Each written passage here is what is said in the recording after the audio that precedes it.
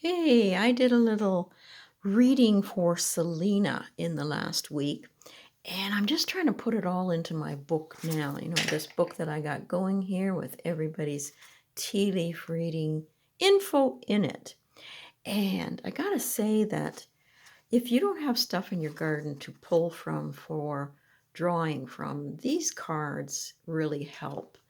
Um, these ones, the detail in the drawing is not so great, but they're handy as far as giving the information, and I've shown that before.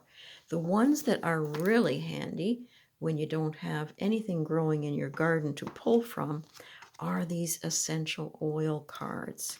So you can see the difference here in the chamomile. Easier for me to draw from these cards than this one, although you do get some of the botanical stuff. And I did try to indicate just roughly in pencil here some of what I found in the botanical here.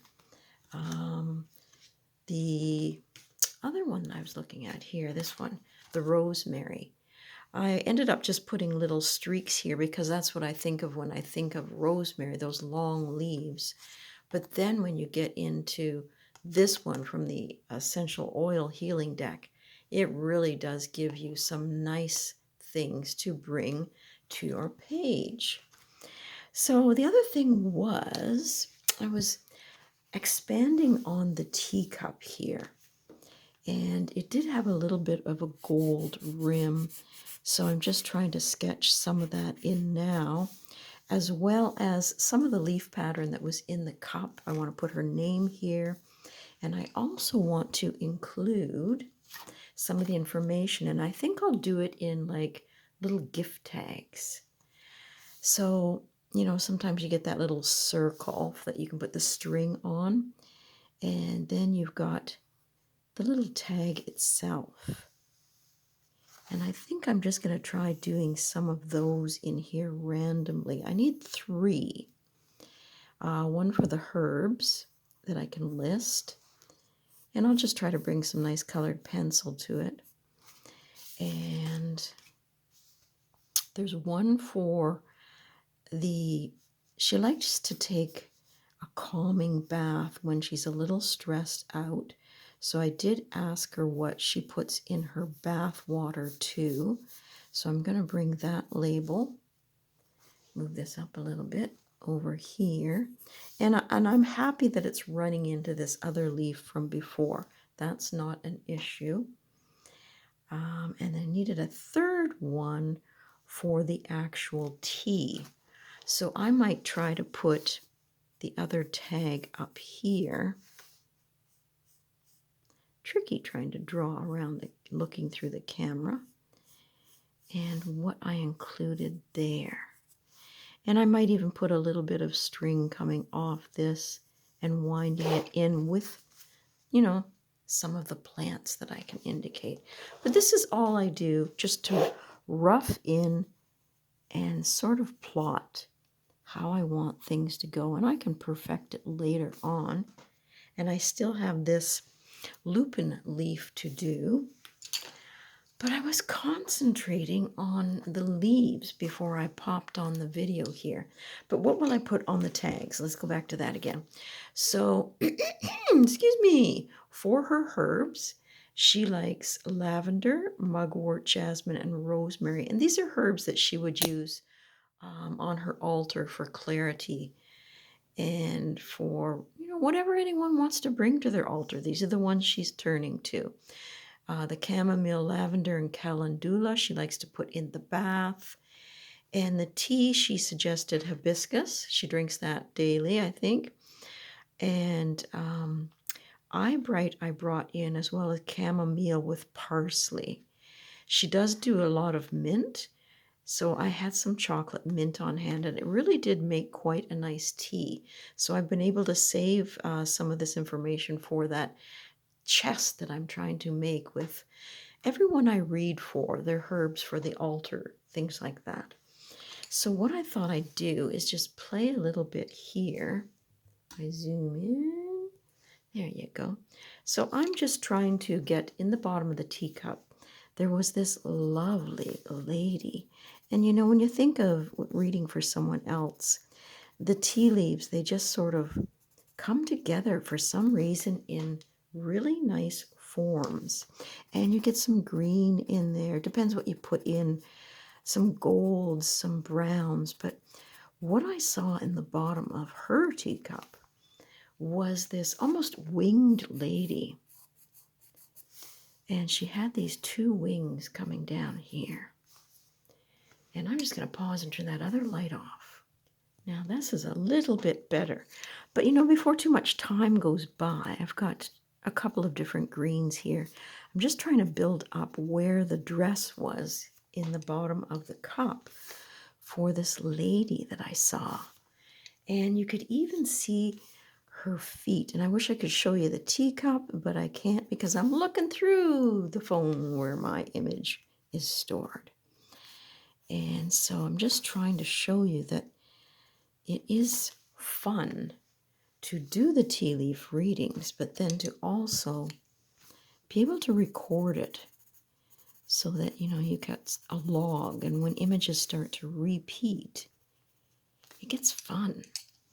And I did find this other color here, and it's a bit of a blue, so it gives me the deeper tea leaf patterns that I'm looking for. And you might even find that there is, you know, some of the shapes have a little bit of a lighter form to it than others. She even had a hand coming out here. Now, I think Celina thought this was her in the bottom of the cup, which is great because it's nice to have that feedback. And this could be all the energies around her. But the other thing I saw in the leaves was a dog right here. So I'm just trying to sketch in some of the colors for it. And it looks like the dog is really paying attention to her.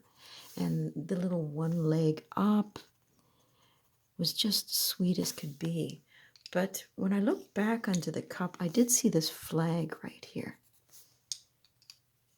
So there's something that's behind her that she needs to pay attention to. And being a dog, yes, she does have Darla, but this dog can represent a friend.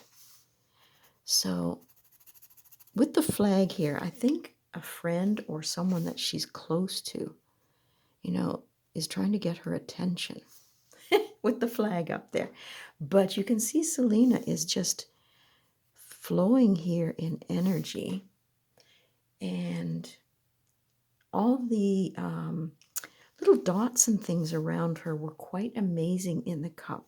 There was one here that did a really nifty loop, another one that swirled this way. There was, I don't know whether I can get it in there, over here in the cup, a man with his head down. So that was kind of neat, just the way it formed. And you get that feeling when you look in the teacup. You know, but it does, you know, it's wonderful to have someone else to read for and then them give you the feedback because they see things differently and it relates to them. So it's nice to see how the leaves are actually relating. But it was all these patterns. There's a string of events, I think, going to be happening for Celina. There was one here that was swirling in a circle, another bird. But I focused on this man over here and her.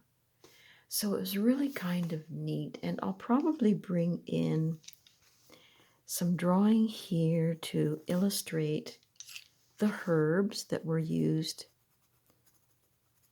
in the tea. And, you know, it's going to take some time. And I want to also find some colors in over here for the teacup. Move this back a little bit. There we go.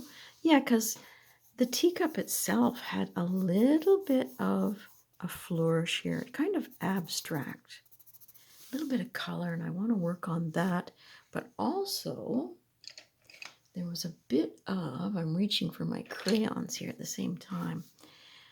A flower also in the teacup happens here, sort of in an abstract way. And it's maybe a little bit like a pansy. So it has some blues and violets, but you can see how I'm going to have to spend some time with this and get back to how it felt to do the teacup reading for her and try to bring out some of this pansy type leaf pattern here, and maybe even go into some golds along the rim. And the teacup is kind of old, so not all the gold is perfect, and if we leave some gaps, we get that idea of highlights almost. I know the camera's having a hard time adjusting there a bit when I move in and out. So it'll be coming back to these stems for the chamomile, bringing in some of the rosemary over here. I don't have to have the whole plant every time, but I want the idea in here. And this is just the sketching part at the first. And then you begin to sort of bring in shadows and details and maybe information about the plants and how they offer healing to some, how the plants end up on our altars for everything that they do for us, making our spells, protecting our areas. And I like the fact that people are sharing with me some of those things that sit on their altars, why they put them there. Because over the years, as I work through this is going to be like a grimoire, I guess. And it's fun to put little shadows to make the things stand off the page visually. So I have fun doing that. But as I say, you start out doing it very sketchy, and then you make it however you want to make it, right? It's got to be pleasing to you. It's a journal for me. It's a visual journal for sure. And I want it to hold as much information magically from all the people I communicate with in a comprehensive way. So, yeah, this is going to be fun. It's a way to relax, retreat. I don't even have any music going. And I can show you too. Dun, dun, dun, dun, dun, dun, dun. I did some more on my Santa Muerte page. So I've got her feet down in the bottom. And remember, this is the watercolor area where I'm adding bits of tea left over from each reading. And then I think, as I said, I'm going to make roses in here, and maybe they'll spill up the page. But I did have fun doing her dress. So this is where I'm going to be off and on over the next couple of days, putting this page together, naming it, filling in the tags, and having some fun. So if you're out in your garden, enjoy yourselves. Maybe if there's anything in the garden you can make a tea with. If it comes out like a really good mix and you're into tea leaf reading, let me know what you put in your cup and how the leaves really read for you. Have a fun day.